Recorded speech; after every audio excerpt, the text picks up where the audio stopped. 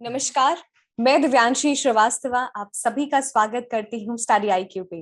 आज इस interview session में हमारे साथ जुड़े हैं छत्तीसगढ़ सिविल सर्विस 2019 की परीक्षा में रैंक 36 हासिल करने वाले रोशन आहूजा जी।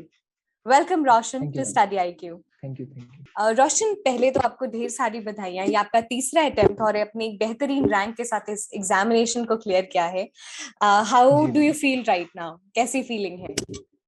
मैम फीलिंग तो ऑब्वियसली अच्छी ही है, लेकिन जो अल्टीमेट रिजल्ट था मैं कुछ और अच्छा एक्सपेक्ट कर रहा था, लेकिन उतना बेहतर तो नहीं हो पाया। तो यही है कि एक आध अटेम्प्ट और अच्छे से देना है ताकि जो मेरी चाहत थी वो पूरी हो सके। और हमें पूरा विश्वास है कि जो आपकी चाहत है वो जल्द ही पूरी होगी। जी मैम। रोशन जी, आप थोड़ा सा अपने एजुकेशनल बैकग्राउंड के बारे में बताएं सभी दर्शकों को। जी मैम। मैम मैंने अपनी स्कूलिंग वहीं मैं कोरबा जिले से रहने वाला हूँ। छत्तीसगढ़ का एनर्जी हब जो बोला जाता है, वहाँ एक गांव है छुरी नाम का, जो कोसा के लिए फेमस है। मैं वहाँ का रहने वाला हूँ। मैंने अपनी स्कूलिंग प्रॉपरली वहीं से की है। उसके बाद मैंने 2012 में मैंने Chhatrapati Shivaji institute of technology Durg join किया था अपने ग्रेजुएशन के लिए, और मैंने 2016 अपनी ग्रेजुएशन कंप्लीट करी थी। और उसके बाद मैं कुछ महीनों तक प्राइवेट कंपनी में जॉब भी करा था, जो मेरी कैंपस प्लेसमेंट थी। उसके बाद वहां से मैंने रिजाइन करके 2017 अप्रैल से मैंने सिविल सर्विसेज की प्रिपरेशन स्टार्ट करी थी। आपने जी 3 महीने जॉब की, उसके बाद फिर आपने रिजाइन किया एंड देन यू स्टार्टेड जी। Preparing for civil service. ये ट्रांजिशन कैसे हुआ from being a corporate uh, job to civil services? जी।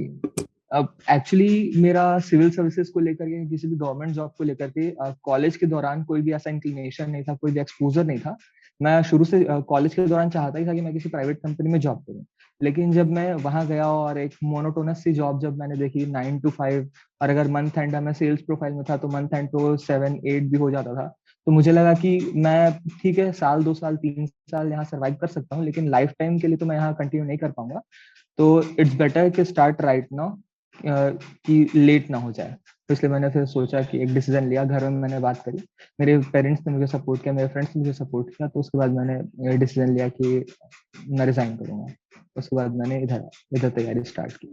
आज इनिशियली आप प्राइवेट जॉब करना चाहते थे और उसके बाद आपने वहां की जी लाइफस्टाइल देखी and it was a transition वहीं से। जी किस जी। तरीके से तैयारी को अप्रोच किया? क्योंकि हम जब सिविल सर्विसेज की तरफ आते हैं तो एग्जामिनेशन को समझना बहुत जरूरी होता है। जी कैसे जी जी। एग्जामिनेशन को समझा, सिलेबस कैसे समझा? क्योंकि अपने आप में वो बहुत बड़ा चैलेंज होता है, एग्जामिनेशन को समझना, जी। सिलेबस को समझना।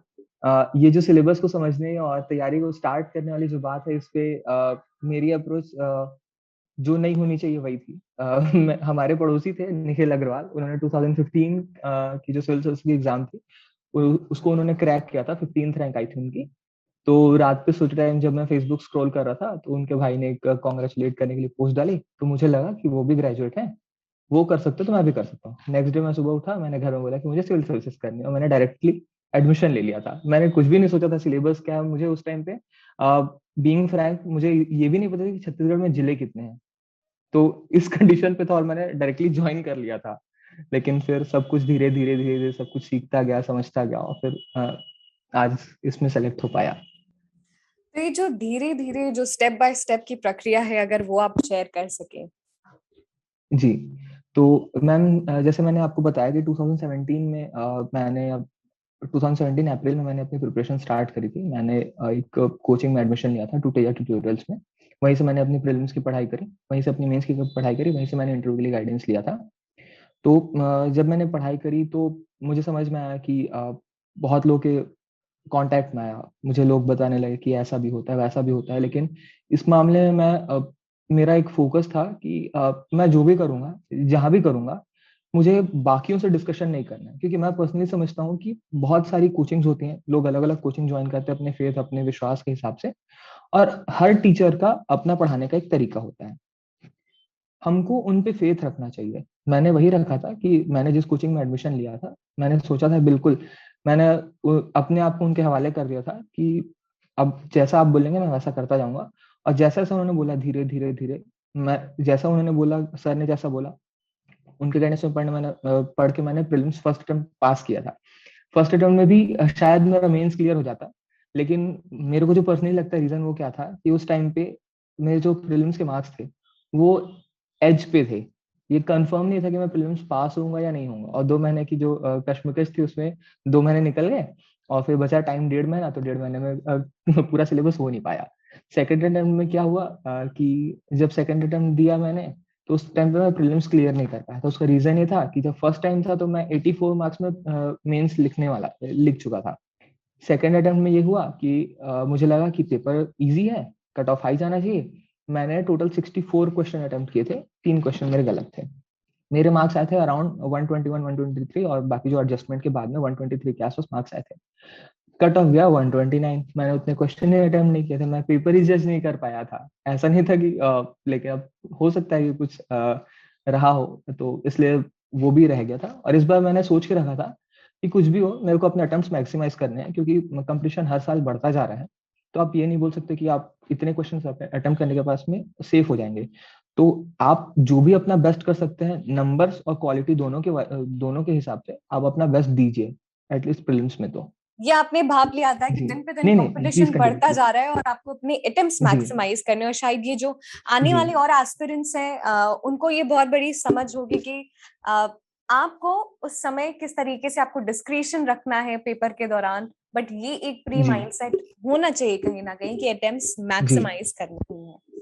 अब मैं जी आगे चलती हूँ और मैं मेंस की बात करती हूँ। मेंस के अलग जी अलग जो जीएस के पेपर्स हैं उनकी किस तरीके से जी तैयारी करनी है, क्योंकि आपने 2 मेंस लिखा है। पहले मेंस जी में शायद कहीं कुछ कमियां रह गई, और इस अटेम्प्ट जी में तो जी आपके नंबर बहुत ही अच्छे आए हैं। जी। तो मैम, प्रीलिम्स के जो पेपर थे, पेपर में जो मेरे मार्क्स है वो आप देखेंगे तो मेरे एवरेज 120 के आसपास मार्क्स है। सेवन पेपर में मेरे 109 मार्क्स है। उसके बाद बाकी सारे पेपर्स में एवरेज 120 मार्क्स है। और मेरी स्ट्रेटेजी यही थी कि सारे पेपर्स को मैं एक समान लेकर के चलूंगा, क्योंकि पेपर हमेशा अनसर्टेन होता है। ठीक है, मैं साइंस बैकग्राउंड वाला, इंजीनियरिंग वाला हूँ, मेरा साइंस और मैथ्स का पेपर अच्छा है, मैं उसमें एज ले सकता हूँ, उसकी प्रैक्टिस अच्छे से कर सकता हूँ। लेकिन क्या इस बात की गारंटी मैं रखता हूँ कि मैं चाहे जितनी भी तैयारी कर लूँ, पेपर मैं पूरा पूरा अच्छे से सॉल्व कर पाऊंगा? इसकी कोई गारंटी नहीं है। मैं इंजीनियरिंग वाला हूँ, मेरा बायो थोड़ा सा कमजोर है as compared to physics and chemistry. तो बायो के क्वेश्चन अगर टफ आ जाते हैं तो मैं वहां पे अटेम्प्ट करने में मुझको थोड़ी सी प्रॉब्लम होगी। तो ये चीज मैंने हमेशा अपने दिमाग में रखी थी, और मैंने सोचा था कि सारे पेपर्स को मैं प्रॉपरली बराबर बराबर फोकस करूंगा। और ये जो मेरी स्ट्रेटेजी थी, मुझे लगता है कि मेंस के नंबर्स के हिसाब से मुझे लगता है कि वो मेरे लिए फ्रूटफुल हुई थी। और हमेशा मैंने राइटिंग प्रैक्टिस पे फोकस किया। अब हमारे जो सर है देवांगन सर, जिनकी गाइडेंस में मैंने पूरी मेंस की तैयारी की और जितने भी नंबर्स आए हैं उन्हीं की बदौलत आए हैं। उन्होंने बिल्कुल राइटिंग प्रैक्टिस है, उन्होंने वो हमेशा एक बात बोलते हैं कि आपकी जो क्लास नोट्स हैं, जो आप नोट्स पढ़ने के लिए बनाते हैं, उनमें और आपका जो एग्जाम का पेपर है, इन दोनों में डिफरेंस जितना कम होगा, आपके सिलेक्शन और आप सिलेक्शन के चांसेस उतने ज्यादा बढ़ जाएंगे, आपकी रैंक उतनी ज्यादा अच्छी हो जाएगी। जितना दोनों में डिफरेंस बढ़ता जाएगा, आपके सिलेक्शन के चांसेस उतने ज्यादा कम होते जाएंगे। तो ये हमेशा वो बात बोलते हैं। रोशन जी, अभी आपने एक बहुत ही अलग बात कही कि नोट्स में और जो आप वहां पे प्रेजेंट करते हो उसमें जितना कम डिफरेंस हो उतना ही अच्छा है। अगर इसको थोड़ा सा इलाबोरेट आप कर सके तो। इस बात का सीधा सा मतलब ये है कि अगर फॉर एग्जाम्पल आपने कोई भी टॉपिक पढ़ा, बुक से पढ़ा या किसी रेफरेंस बुक से पढ़ा, किसी कोचिंग के नोट से पढ़ा, किसी भी चीज से आपने पढ़ा, अब आपने उन नोट्स को अपने कॉपी में उतार लिया अपनी सुविधा के हिसाब से, जो भी, या आप तो आप सिनॉप्सिस के पैटर्न में लिख सकते हैं। सिनॉप्सिस में कि ठीक है, पॉइंट्स आप पूरे उसको सेंटेंस में ना जमाएं, उनके जो फैक्ट्स हैं उनको पॉइंट पॉइंट पॉइंट में लिख लीजिए। अब जब आप मेंस में सेम क्वेश्चन अगर आ जाता है या रिलेटेड क्वेश्चन आ जाता है, अगर किसी क्वेश्चन के 6 पॉइंट्स है, किसी टॉपिक में 6 पॉइंट्स है, तो पूरे के पूरे 6 पॉइंट्स आपके कवर होने चाहिए उस आंसर में, और सीक्वेंस भी वो होना चाहिए। क्योंकि किसी भी for example objectives of something, अगर आपका कोई क्वेश्चन आता है, 6 ऑब्जेक्टिव्स है, तो 6 ऑब्जेक्टिव्स का एक प्रॉपर सीक्वेंस होता है कि पहले प्रायोरिटी डिसाइडेड होती है कि आपको पहले किसको रखना है, सेकंड नंबर पे किसको रखना है। तो ये आपके आंसर को उतना ज्यादा बेहतर बनाता है। तो ये सीक्वेंस आपको ध्यान होना चाहिए, सारे के सारे पॉइंट्स आपके कवर होने चाहिए। तो ये इसका मतलब है कि आपके नोट्स और आपके आंसर में दोनों में डिफरेंस कम से कम होना चाहिए। जी रोशन जी, आंसर राइटिंग का एक पार्ट तो आपने बताया, अब मैं आगे चलती हूँ और बात करती जी हूँ। ऑल्दो आंसर राइटिंग सबसे इंपॉर्टेंट है, लेकिन अगर हम सोर्सेज जी की बात करें तो ऑलमोस्ट सभी एस्पिरेंट्स एक जैसे ही रिसोर्सेज पढ़ते हैं। अपने आंसर्स को सबसे अलग जी कैसे बनाएं, क्योंकि कंपटीशन बहुत है, सीट्स जी बहुत कम। जी। तो मैम, पर्टिकुलरली जो छत्तीसगढ़ पीएससी का जो सिलेबस है या जो एग्जाम का पैटर्न है, तीन पार्ट होते हैं, जैसे जो जीएस के पेपर है, पेपर 3 से लेकर के 7 तक, उनमें 30, 60, 100 और 125 और 175 मार्क्स के क्वेश्चन आते हैं। तो यहाँ पे आपके पास में स्कोप नहीं होता आपको अपनी राइटिंग स्किल्स दिखाने का। फॉर एग्जाम्पल 30-60 वर्ड्स में अगर कोई क्वेश्चन आ रहे हैं तो बेसिकली फैक्चुअल होते हैं, मोर और लेस फैक्चुअल होते हैं। आपको फैक्ट्स जो है आपको प्रॉपरली होने चाहिए। यहाँ पे एनालिटिकल क्वेश्चन जो है उनके नंबर्स बहुत कम है, वो है तो लिमिटेड है, एक या दो ही है। तो उनमें आप थोड़ी सी प्रैक्टिस कर सकते हैं, लेकिन अलग हटके तो नहीं करना चाहिए मेरे ख्याल से। जो भी आप जो कंटेंट पढ़ रहे हैं आप उसको सॉलिड कर लीजिए, कि वो क्वेश्चन अगर आए तो आप उसको एज इट इज लिख सकें, एज इट इज, बिना शब्दों के हेर फेर के। बिल्कुल आपको इतनी प्रैक्टिस होनी चाहिए राइटिंग की कि आप उसको एज इट इज लिख सकें, पहली बात। दूसरी बात यह मैम कि हमारे जो नंबर ऑफ क्वेश्चन है, 3 घंटे में आपको अराउंड 2700 या 2800 वर्ड्स आपको लिखने होते हैं, और नंबर ऑफ क्वेश्चंस है वो शायद 40 के आसपास होते हैं, लगभग 40 क्वेश्चंस होते हैं। तो 3 घंटे में आपको 40 क्वेश्चंस, आपको क्वेश्चन पढ़ना है, समझना है, उसका सिनॉप्सिस एक फ्रेम करना है अपने दिमाग में, उसको आपको रिकॉल करके रिप्रोड्यूस करना है। तो ये सारे काम में बहुत ज्यादा टाइम लगता है। तो इसलिए प्रैक्टिस आपकी इतनी होनी चाहिए, अलग बनाने की नहीं, आप उसको सिर्फ पेपर, पहली चीज पेपर कंप्लीट कर सके, और दूसरा कि आप सही सही फैक्ट्स को सीक्वेंस में लिख सके। यही अगर प्रैक्टिस कोई कर लेता और इसमें ही अगर थोड़ा बहुत भी परफेक्शन आ जाता है तो हो सकता है कि वो अच्छा रिजल्ट ले जाए। लेकिन अलग हटके करने की सलाह तो मैं पर्सनली नहीं दूंगा, क्योंकि सीजीपी से कुछ जितना मैंने समझा उसके हिसाब से बहुत अलग नहीं बनाना है अपने आंसर्स को, लेकिन क्वेश्चंस जो पूछे गए हैं उसको समझना है और क्वेश्चन की डिमांड के हिसाब बिल्कुल। से आपको आंसर देना जी है। एग्जैक्टली। ये दो एग्जैक्टली। डिफरेंस सभी एस्पिरेंट्स को समझ लेना है कि एग्जामिनेशन जी एक्चुअली डिमांड क्या करता है, क्वेश्चंस क्या जी डिमांड करते हैं। रोशन जी, ये तो एग्जामिनेशन के पहले की सारी तैयारी हो गई। अब मैं जानना चाहती हूँ, जब मेंस का जी पेपर होता है, हर दिन आपके पेपर्स होते हैं, उस समय प्रेशर भी बहुत होता है, समय भी बहुत कम, क्योंकि नेक्स्ट डे फिर आपको जाके पेपर जी लिखना होता है। जी उस जी जी समय किस तरीके से अपना आपको कंसोलिडेटेड रखें, मोटिवेटेड रखें, जो भी पढ़ाई की है उसको रिवाइज करें, वो कैसे पॉसिबल होता जी है? जी देखिए मैम, सिलेबस इतना बड़ा है कि आप एक दिन में दो पेपर्स के अंदर 3 पार्ट है, ऑलमोस्ट 3 सब्जेक्ट हो जाते हैं। तो एक दिन में 6 सब्जेक्ट की प्रिपरेशन या उनको रिवीजन कर पाना तो इम्पॉसिबल ही है। तो इसके लिए मैंने पर्सनली ये किया था कि मैंने जो अपने मेंस थे उनको सिनॉप्सिस में कन्वर्ट करके रखा हुआ था। एक रिटन नोट्स थे जिसको मैंने पढ़ा, याद करा था। उसके बाद में कुछ सिनॉप्सिस टाइप के पैटर्न बना कर रखे, कुछ कीवर्ड्स थे, हर एक आंसर में कुछ कीवर्ड्स होते हैं। इस टाइप के कीवर्ड्स लिख लिख करके एक पेज में मतलब बहुत सारे टॉपिक्स मैंने कवर कर लिए। जैसे हिस्ट्री की अगर हम लोग बात करें तो 1857 के रिवोल्ट के बाद में जो भी मतलब ब्रिटिशर्स की जो मतलब इकोनॉमिक पॉलिसीज थी, इंडस्ट्रियल पॉलिसीज थी, इन सब को लेकर के, और कांग्रेस के एस्टेब्लिशमेंट तक की जो पीरियड है, इतने पूरे के नोट्स मेरे हार्डली 2 से 3 पेज में कवर हो चुके थे सिनॉप्सिस के थ्रू। तो आप 2 से 3 पेज को पलट जरूर सकते हैं, लेकिन अगर आप इसको नोट्स पे जाएंगे तो कम से कम ये 25 से 30 पेज का नोट्स होगा। तो 25 से 30 पेज का नोट्स पलट पाना पॉसिबल नहीं है। तो मैंने सिनॉप्सिस जरूर बना के रखे थे, और इस पे मैंने फोकस करा था जो पेपर नंबर 4 है, पेपर नंबर 6 है, उसमें।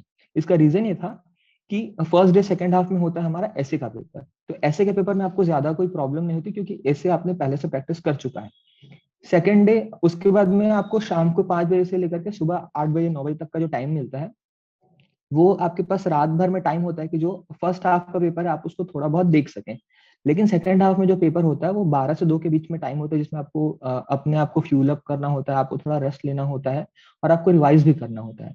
तो इसलिए मैंने फोर्थ पेपर यानी कि जो साइंस वाला पेपर है वो, और सिक्स पेपर यानी कि फिलोसफी सोशियोलॉजी और छत्तीसगढ़ के आर्ट एंड कल्चर ट्राइब्स वाला पेपर, इन दोनों को मैंने पर्टिकुलरली फोकस किया था कि इनका सिनॉप्सिस मेरा बहुत अच्छे से रेडी हो, ताकि मैं उनको लास्ट मोमेंट पे पलट सकूं। और लास्ट लास्ट में तो आप सिर्फ और सिर्फ सिनॉप्सिस से पलट पाएंगे। नोट्स तो अगर आप सोचेंगे तो आप किसी एंशियंट हिस्ट्री का भी आप पूरा नोट्स नहीं पलट पाएंगे पूरे 6 घंटे में। रोशन जी, हमने जी छत्तीसगढ़ सिविल सर्विस से रिलेटेड कई विषयों पे बात की। अब हम सेशन के एंड में आ चुके हैं। आप कुछ जी फाइनल वर्ड्स, जी जी कुछ टिप्स, सजेशंस अपने एक्सपीरियंस से, अपनी जर्नी से सभी एस्पिरेंट्स को देना चाहें? जी मैम, जो मेरी जर्नी रही है उसके हिसाब से मैंने तो यही फाइनल वर्ड्स निकाले हैं किसी भी एक एस्पिरेंट के लिए, कि आपको पहली चीज कंटिन्यू लगे रहना चाहिए। अपने आप के ऊपर कभी डाउट ना करें।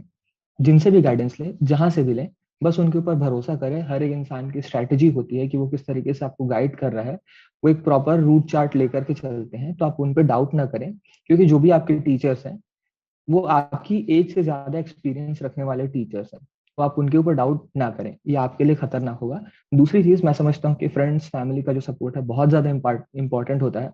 मैं बीइंग अ सिंधी, ये बहुत अपोजिट फील्ड थी जहां मैंने जिस साइड मैंने ट्राई करा था। तो हमेशा मेरे फादर ने मुझे सपोर्ट किया। उन्होंने हमेशा मुझे ये कहा कि लास्ट 2 अटेम्प्ट जब मैं फेल हुआ था तो उन्होंने मुझे कहा था ठीक है बेटा कोई बात नहीं, एक अटेम्प्ट और देंगे।